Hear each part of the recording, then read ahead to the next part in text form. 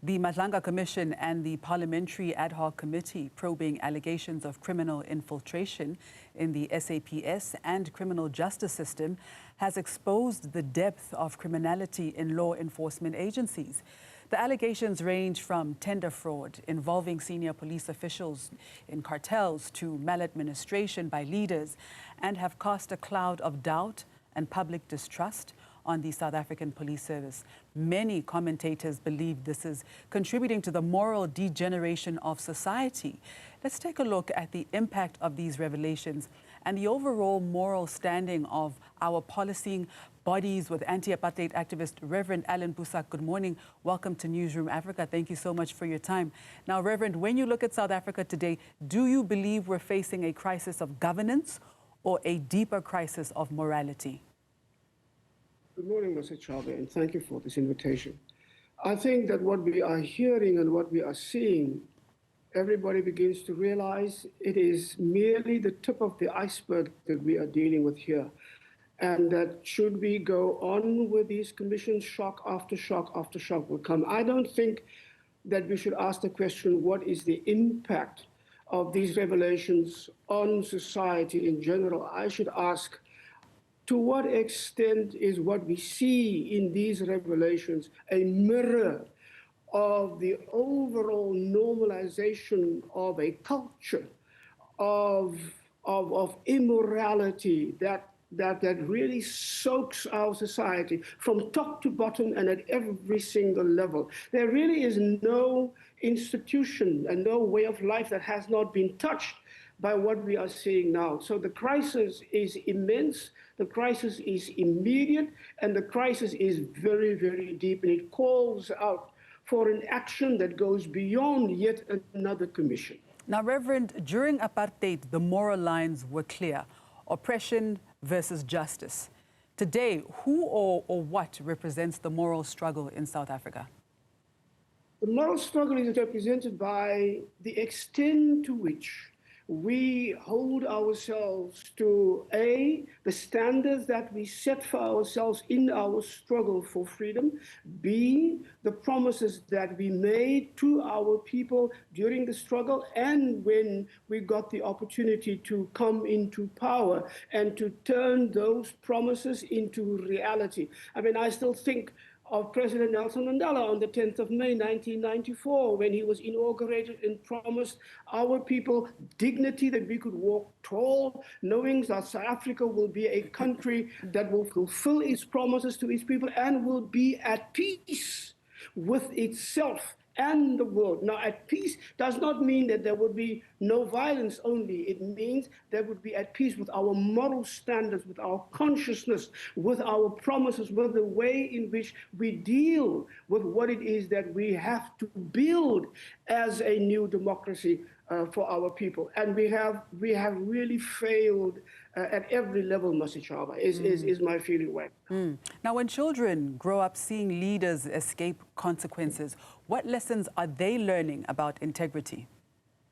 That's exactly an important question that you are asking. What role models are we giving our young people in terms of public service? What does it mean for a young person to say, I'm going into politics now. I'm going into the police now because I want to serve our people. I want to become a business person because I want to serve our community. I want to uplift. Because everywhere that has been contaminated by what we have seen is now something that we've had from the very beginning. I'm not talking about the apartheid. I'm not talking about since 1994, since we have set these new standards for ourselves to build a society that would be the opposite of what we have had for 300 years. So what is it that we are saying to our young people? What role models are we setting there? What if I am involved in crime in the townships and I look at the levels and the depth of criminality from top to bottom, from the president's office down, and I see how crime pays, it is being rewarded. Those who are involved in crime is being elevated instead of being called to account. Nobody is held to account, nobody. And whenever you have even an interim report from the Madlanga Commission like we have had now, the first reaction of the president is not to say, let's sit with the commission, how can we act on this? The first reaction, the first intuitive response is to keep it secret, to cover it up, and then to tell the public what he thinks is in there. That is not the way to deal with this deep situation that we are dealing with right now, Mosicha. And in fact, parliamentary records show that nearly 5,500 SAPS members were arrested for crimes since 2023 and 2019, excuse me, and that 3/4 of them are still in uniform. Over 25 million rand was paid to 233 suspended officers, some facing rape charges, while their cases gathered dust. Now, when the police themselves are the perpetrators, what does that say about the moral state of the institution meant to protect us? There is no moral state even to speak of. I mean, it is incredibly sad to say this. I mean, my heart is broken every time I see this happening. And I know that we could have done so much better. But we have no moral stand, which means that we have to, as a nation, be quite serious to sit down and say to ourselves, where is it that we have gone wrong? Why have we gone wrong? What has brought us to this terrible, tragic end where we are now? And we're not even at the end. We are at the edge of a precipice. We will fall over into that precipice. And so whenever those of us who are trying and have been trying for so long to say to our people there is more to politics than just to get rid, there is more to public service than what we are seeing now, there is more to being truthful to what we owe our people and to not what they only need but what they deserve, then we are criticized, we are called counter-revolutionaries, we are marginalized, we are criticized, we are, and so for me, this thing goes so much deeper, and I think it is beyond what just the president or just the government can. This thing is out of the hands of the government now. It is now for civil society to come together, to take a truthful look at what we have become. What we should have become is our measurement. What our potential still is our measurement. And how do we begin from scratch to say to South Africa, what kind of people do we really want to be? What kind of future do we want to leave our young people? And the answer is not, so I was just going to say, the answer is not in government, not the government we have now, and not in government in general now.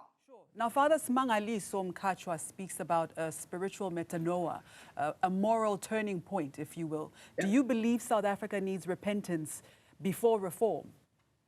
Oh, we need repentance, we need remorse, we need honesty about why we are in this thing. And of course, what follows remorse and repentance is repair and reparation. And before that could happen, we must have restoration. And when that happens, then only can we begin to talk about the reconciled society that we told ourselves we had after the TRC, but we knew that we never did achieve.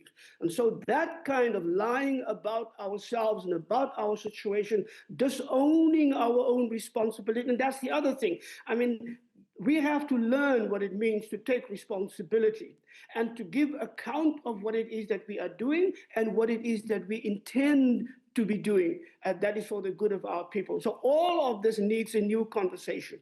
And it needs a new conversation within a totally new framework and with a totally new foundation on which to build, Masicheka. So before we let you go, Reverend, if you were advising the president this morning, what 3 moral actions would you demand immediately? I would say the president, everybody who has been involved in criminal action that's in your purview, that's from the president's office, right down, fire them. I would even say to the president, you have failed us at so many levels.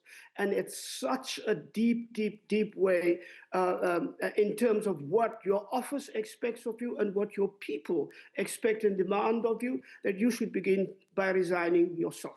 Let us start from over. This government that we have, immoral as it is, by elevating people in its midst who celebrate and profit and benefit from genocide. I mean, that just on itself is so immoral, I can't even find the words to speak about. So I think we have to find a way, and South Africans who think about this, help us to find that way so that we can stop what is happening right now, start from the very beginning, not just a new conversation about morality, but a new conversation of the way we govern and the way we respond to our responsibilities that, in my view, is not just democratically given by our people, but demanded by God.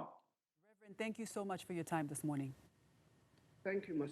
Shelba. I appreciate it. Thank you. That was anti-apartheid activist Reverend Allan Boesak.